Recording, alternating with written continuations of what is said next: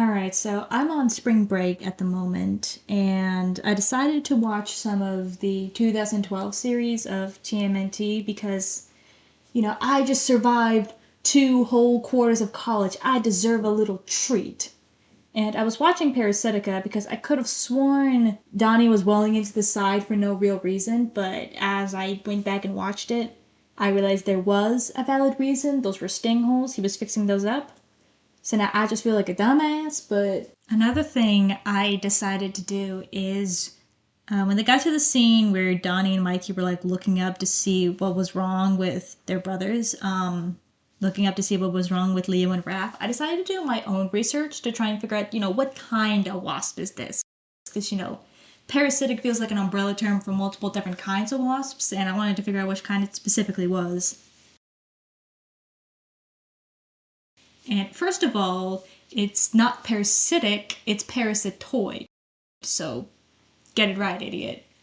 Second of all, the main way parasitoid wasps infect the host is either they inject the eggs straight into the host, so the larvae grows inside of the host, or they sting the host with, I think a deadly venom, most likely, and the host dies so that the eggs grow on top of the host's dead body. So neither of these kinds have them mind controlling the host to protect the egg and then sacrifice themselves. It doesn't work like that. So I don't know where they got that idea. Alright, so quick addendum right here. I was talking with my mom later today, and she mentioned how this all kind of felt like cordyceps, or the zombie ant virus, which is basically a fungi that its spores infect carpenter ants and kind of overrides their nervous systems and forces them to climb up plants and vegetations and then bite down on those plants before the ant dies, and then the fungi kind of takes over the body and then releases spores, starting the whole process over again. So what I think happened here, my theory, is that the Krang were trying to mix the host's utilization of parasitoid wasps with the mind control aspect of cordyceps. Now, why would the Krang do this?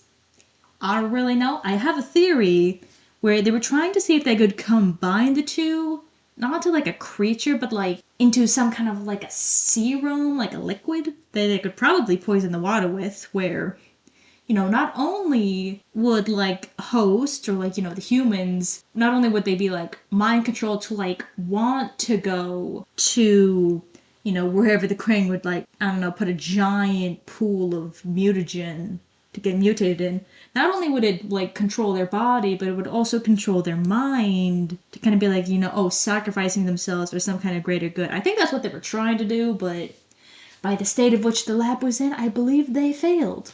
Anyway, back to my yapping.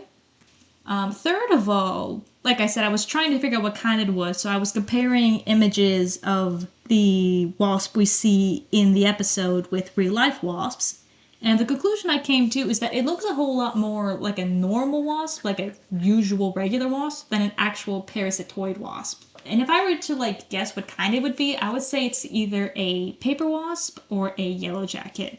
With my bets being on paper wasp because it looks about the same, and also its sting tends to leave a swelling kind of redness to where it's stung, kind of like what we see in Leo.